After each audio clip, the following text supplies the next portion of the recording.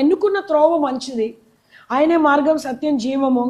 ఆయనే దేవుడుగా మనం అంగీకరించడానికి దేవుడు కృప చూపించాడు. మన మనోనేత్రాలు వెలిగించాడు. హల్లెలూయా, హల్లెలూయా. ఇంత గొప్ప రక్షణ భాగ్యాన్ని దేవుడు మనకిచ్చాడు. ఈ పరుగు అయితే దేవుని కృపను బట్టి రక్షణలోకి అయితే వచ్చాము. వచ్చిన తర్వాత రక్షణతోటి, దీవెనతోటి, ఆశీర్వాదంతో సంవత్సరాలను ముగించొద్దు.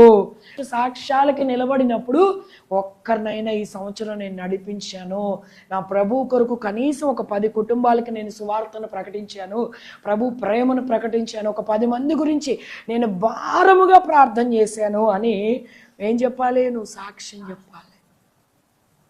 అది పొందుకున్నాను, ఇది పొందుకున్నాను, కొత్త టీవీ కొనుక్కున్నాను, కొత్త ఫ్రిడ్జ్ కొనుక్కున్నాను, కొత్త కారు కొనుక్కున్నాను. అసలు అది సాక్ష్యమే అవ్వదు. పౌలు గారు దేని కొరకు సాక్ష్యం ఇస్తాడంట?